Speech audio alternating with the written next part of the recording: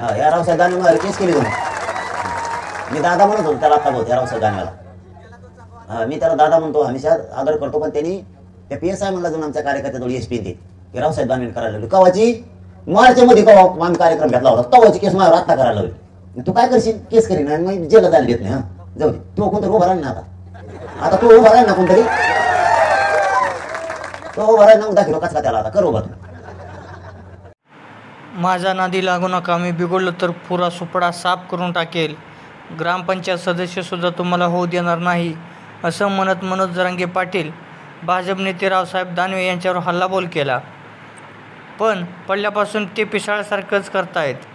मी पाडा म्हटलं असतं तर लोकसभेला दानवे 3 लाख मतांनी पडले असते, असंही जरांगे पाटील म्हणाले.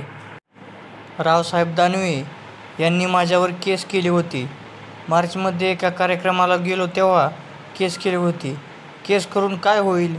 तुमचा पोरगा उभा राहील त्यावेळी कचका दाखवतो, अशा शब्दात जरांगे पाटील यांनी दानवेंना इशारा दिला आहे. रावसाहेब दानवेंना मी चांगलं दादा म्हणत होतो, पण पल्ल्यापासून ते पिसाळ्यासारखे करत असल्याचे जरांगे पाटील यांनी सांगितले. तर मित्रांनो, या व्हिडिओबद्दल तुम्हाला काय वाटतं हे कमेंटमध्ये नक्की कळवा. जय महाराष्ट्र.